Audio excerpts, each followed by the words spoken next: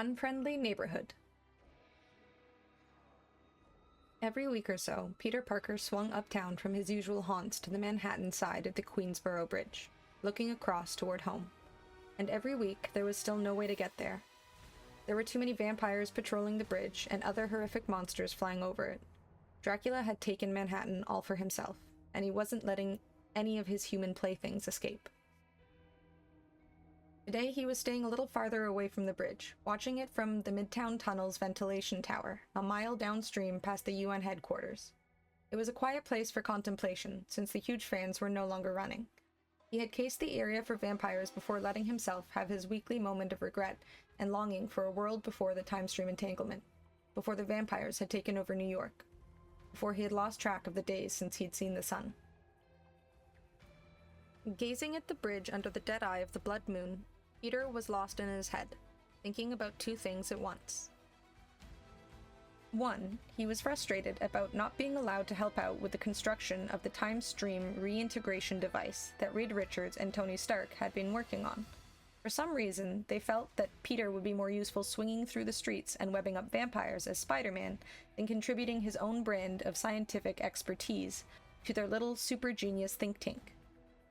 Two, he was remembering when he had been here the week before, about the same time, although it was hard to know what time it was when the sun never came up and the moon always hung full over the river. He'd been wishing he could see Aunt May, just like tonight, when he noticed a twinkling in the air, just in front of him. It got a little brighter, and a folded piece of paper appeared out of nowhere, pinched between two fingers. The hand disappeared, and the piece of paper drifted down to rest on Peter's right knee. Huh, he thought. That didn't happen every day. He unfolded the paper and read. Peter, the Master Weaver told me to find you and tell you that the Web of Life and Destiny needs you. I will reach out again when it is time for you to come here. That time will be soon. Spider-Zero. Spider-Zero? Master Weaver? Peter had never heard of either, nor did he have any idea what the Web of Life and Destiny might be. But this was the day he would finally find out. As he silently gazed toward Queens, a portal popped open next to him. A young woman was on the other side. So, I'm guessing you're Spider-Zero, eh? Peter said. You happen to have an actual real person name? She ignored his question. We need you, Peter.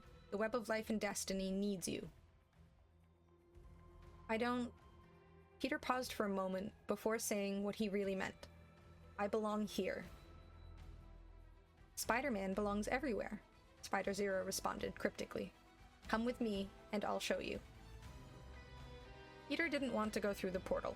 Something told him it would be hard to get back, for any number of possible reasons, and he couldn't take the chance. So instead, Spider-Zero showed him the Web of Life and Destiny through the rift. The night sky beyond it blazed with portals and stars. The city below it, so far below it, was a dark splendor of neon-lit towers and shadows, extending to the horizon in every direction. See, Peter? This is your destiny, Spider-Zero said. Our destiny. If the web fails, all spider people will disappear, including you. And not too long after that, reality comes apart. The web is what holds it all together. His gut told him to leap into action and save the universe. But in his heart, Peter knew that he had to say no, at least for now. His city needed him more. If things get worse, you know where to find me, he said. I'll try and come and help, but New York is my home. I belong here. Spider-Zero didn't press him further, but she did say she would be coming back. Peter didn't argue. As the portal faded away, Peter started thinking that the web might be like the model of the universe Tony Stark had talked about, with dimensions wrapped up in tight strings that vibrated through space-time, and intersected, well, like a web.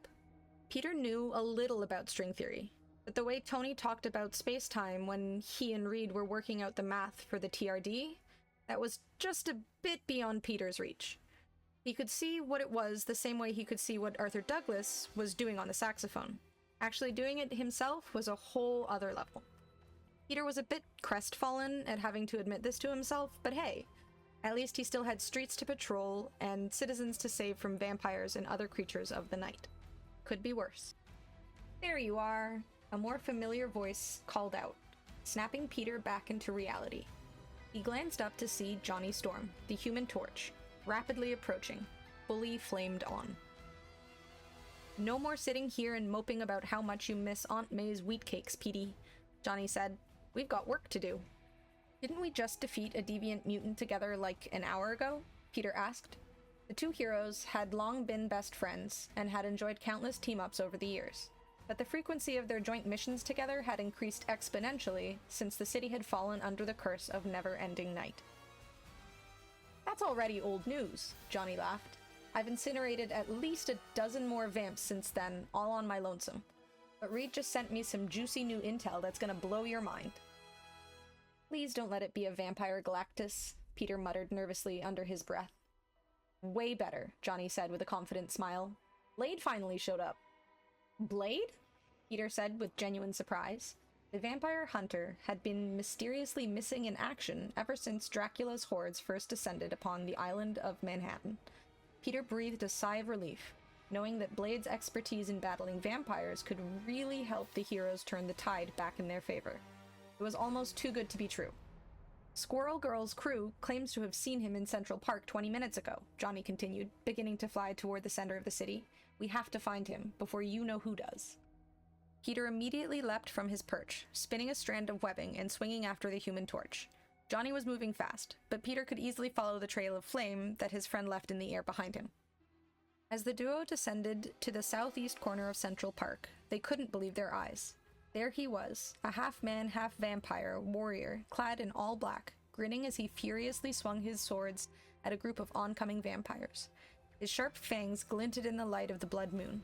There was no doubt about it. This was Blade, the legendary Daywalker. And suddenly, both Peter and Johnny felt a lot more hope. You just gonna stand there staring, boys? Blade asked, not even looking up from his foes. Or are you gonna help me take down these damn fangers?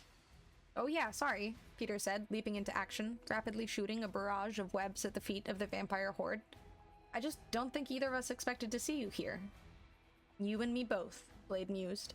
Been on a secret recon mission, trying to figure out how the hell Dracula made New York his new turf. Any luck? Johnny asked. Found a few leads, Blade said, his tone instantly becoming much more serious. But they all sounded a bit hard to believe. Says the guy currently in a sword fight with vampires, Spidey jested. Blade didn't even crack a smile, but to be fair, he didn't have much reason to. As much as Blade hated vampires, vampires had always hated Blade right back. Not only because he was constantly hunting them down and ending their immortality early, but also because they were extremely jealous of him. Blade had something that no other vampire had, the ability to survive in sunlight. Peter worried that fact alone would make his friend Dracula's most wanted. See, even though the city was shrouded in darkness for the moment, Dracula had to know that his little ploy wouldn't last forever. If he could use this opportunity to find a more permanent solution to his brood's limitations, however, a solution that was likely to be found in Blade's hybrid blood, then he wouldn't need to rely on an empire of eternal night anymore. No matter the time of day, vampires would rule the city, and, eventually, the world. As Peter pondered the chilling possibilities, he continued to web shut fang-filled mouths as swiftly as he could. Meanwhile, Johnny and Blade were busy using more lethal methods to eliminate their undead attackers. Johnny unleashed powerful bursts of superheated plasma to incinerate the vampire soldiers, while Blade effortlessly sliced his foes into bits with his swords. Peter tried not to throw up in his mask, both from the sight and the smell. Soon, the chaos subsided, and the three heroes were the only men left standing. Was that it? Peter asked, well aware of the mistake he had just made the second the words left his lips. His spider sense immediately let him know that even greater danger lurked nearby. Classic Parker luck. Calm before the storm, Blade said knowingly. Indeed, a sinister voice responded as Dracula himself stepped out of the shadows, his blood-red cape gently swaying in the breeze. Dracula? Johnny exclaimed, almost excited. The Lord of the Vampires had rarely left his castle since this nightmare began. Big mistake showing your pasty face in public, pal. The Human Torch released an enormous burst of flames in Dracula's direction, but the Vampire King dodged out of the way with uncanny speed. Peter unloaded burst after burst of webbing toward Dracula as well, but fared no better when it came to hitting his target. Their foe was far too fast. "Takes a vamp to beat a vamp," Blade said, raising both of his swords as he pushed between his new allies and lunged at Dracula. "You speak true," Dracula responded as he unsheathed his two ornate swords and met Blade in combat. "And since you are only half a vampire, it is clear who shall claim victory." Sparks flew as metal clashed. For every thrust of Blade's weapons, Dracula had a perfect counterattack that left the vampire hunter growling with frustration. Despite Blade's undeniable combat skill, Spidey could see that the Daywalker was outmatched. The hunter was about to become the prey if Peter didn't do something fast. "Get ready to light it up, Johnny," Peter said. His fantastic friend nodded, knowing what to do next. As Peter launched another bombardment of web blasts from his wristbands, Johnny produced a wall of flame directly in their path. As the dense balls of webbing passed through the flames, they instantly ignited. The burning projectiles impacted Dracula, setting his cape ablaze and distracting him for a mere moment. A moment Blade eagerly took advantage of. "Nice steel you've got there, Vlad," Blade said, kicking the legendary sword of Dracula from his foe's hand. "Think I'll add him to my collection." Blade quickly wrenched the smaller yet equally legendary blade from this undead king's claws. "And I shall add your head to mine," Dracula snarled back. Even though he had been disarmed, Dracula still managed to dodge Blade's frenzy of attacks. While the two vampires clashed, Peter released a heavy spray of webbing at Dracula's feet, stopping him in his tracks for a moment. But just as Spidey swung in to deliver a swift kick to Dracula's pointy teeth, the vampiric villain turned himself into a black mist, freeing himself from the webs and sending Spidey soaring straight through him. "Hey Blade," Johnny yelled. "Let's show this jerk how we like our steaks."